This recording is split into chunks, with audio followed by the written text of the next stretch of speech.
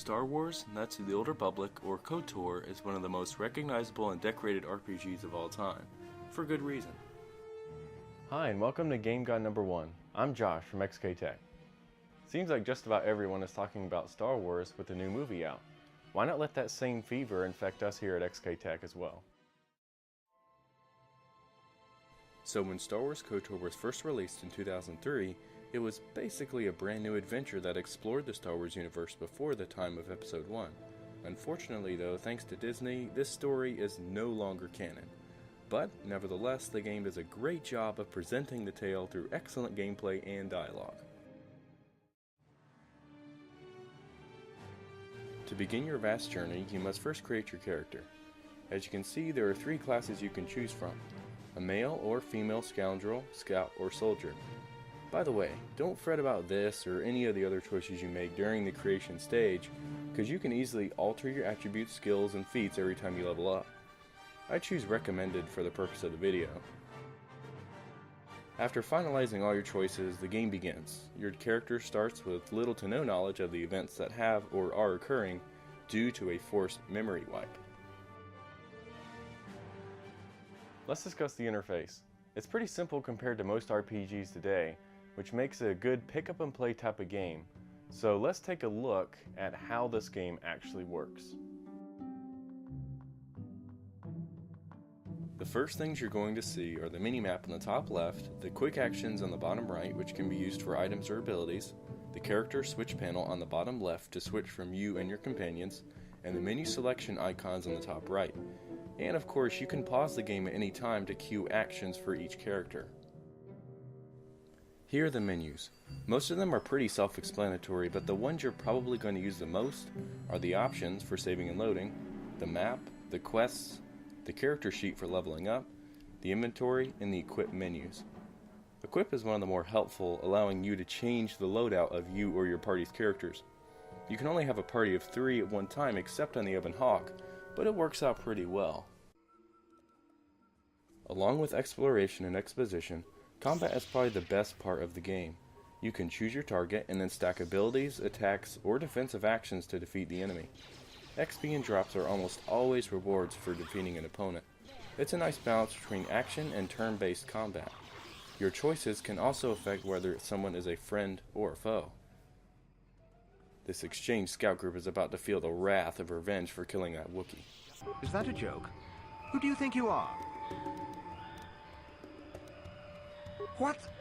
Blasters ready, men. This fool wants to die. Fight with me!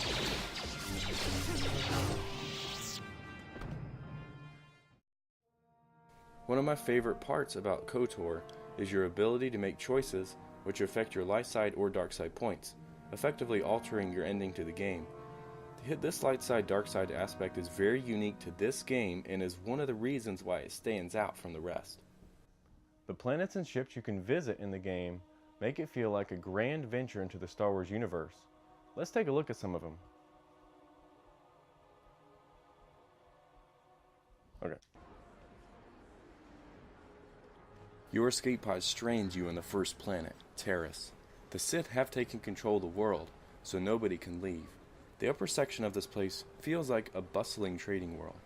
It's actually quite nice. There are tons of side quests to complete and mini games to play. The lower sections, though, are more dangerous and shouldn't be traversed without good gear and companions.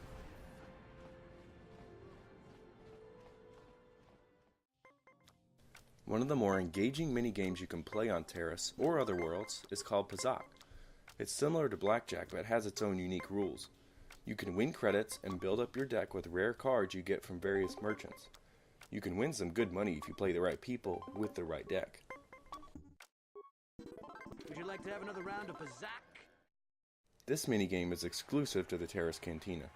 It's a dueling ring where you can fight your way to the top, gaining XP and credits as you go.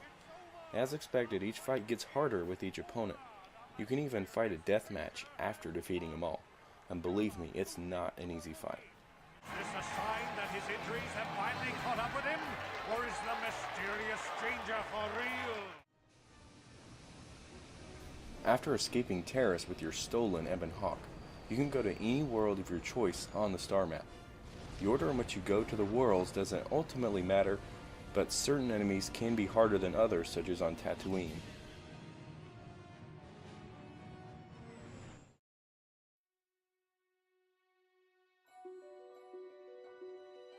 Tatooine is just as good as any other place to begin. The foes here seem to be tamer than others, and you can also begin your Jedi training here. It's very useful to have force powers and a lightsaber as you progress, so I'd recommend you start here.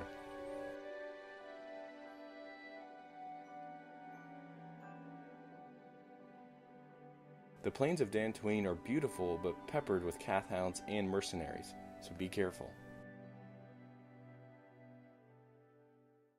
And of course, the best line in the game is this droid saying, "Move along." I cannot render assistance, citizen. Move along. Is that a joke? Who do you think you are? Arguably having the best soundtrack in the game, Manon is another stunning location to visit. Above the water's surface lies the struggle between the Republic and the Sith as the Selkath try to maintain order in their Kolto supply. How did you get in? Did they send another submersible? Quick, we have to get out of here. We have to get away. No! No, we have no time. We have to leave now.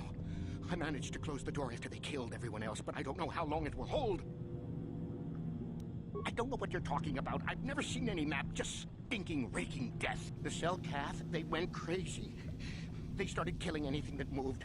Someone must have triggered the defense systems too, because all the droids activated as well. Below the water's depths is a creepy and hostile environment full of insane Selkath and rogue droids. Tread lightly with a lightsaber in hand if you want to live.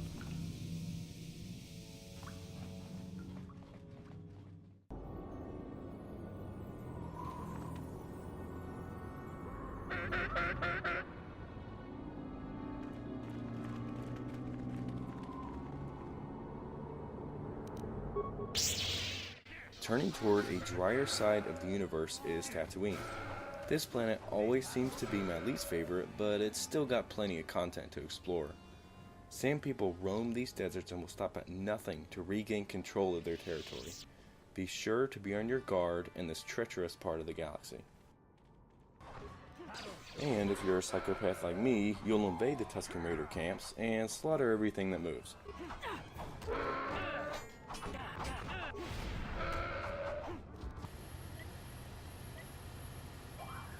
While you're in town, don't forget to participate in the swoop races in the cantina. This is actually really fun but frustrating if you're just getting used to the track.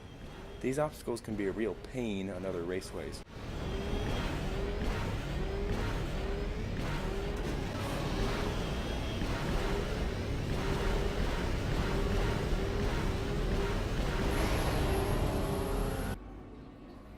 Beat all the records and you'll win some credits and the respect of the citizens.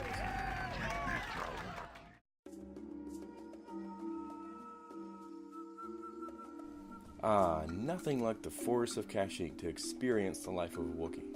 Actually, the exchange is trying to enslave the Wookiees and you're here to stop them and get the star map. Or you could go the dark side route and help enslave them yourself. Either way, there's plenty of enemies here to kill and along with some brilliant exploration to go with it.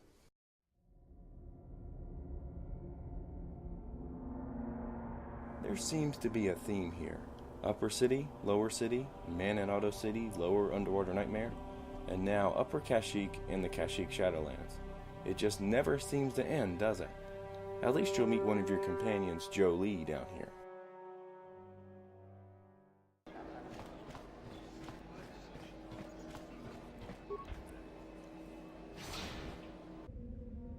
Welcome to Coreband, the Sith homeworld.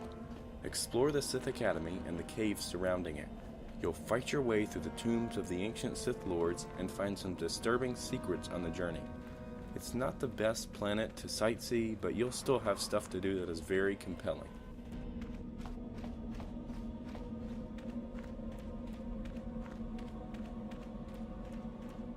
So, we've seen a lot of what Star Wars Knights of the Old Republic has to offer, but there's many more exciting hours of gameplay I didn't show you because I don't want to spoil too much. As you might know, the story basically boils down to you saving the Jedi Bastila, who has battle meditation powers, finding out your identity, putting together the star map, and figuring out where the Dark Lord Malak is, defeating him, and if you're on the dark side path, you can actually take over the galaxy and rule as a Sith Lord, so I think that's pretty cool. Overall, this game has great visual design with a captivating and memorable soundtrack that is just absolutely amazing. Few games have been able to tell a story as complex and original as this game has. In addition, each companion you gain has a personality and a history that is very distinctive and fascinating in their own right. I give this game a final score of a 9.4 out of 10. The animations can be a little bit stiff, but almost every other aspect about the game to me just seems to overshadow its flaws. Its sequel, The Sith Lords, was just updated to 1080p with controller support. I would like to see something similar for this game, but that's a topic for another day. If you haven't already, pick this game up on the App Store or Steam. Alright guys, hope you enjoyed the video. If you did, leave a like, and if you didn't, leave a dislike, but if you do leave a dislike, make sure you put a comment explaining why so we can work on it in the future. And if you want to see more game guides, subscribe. Josh out.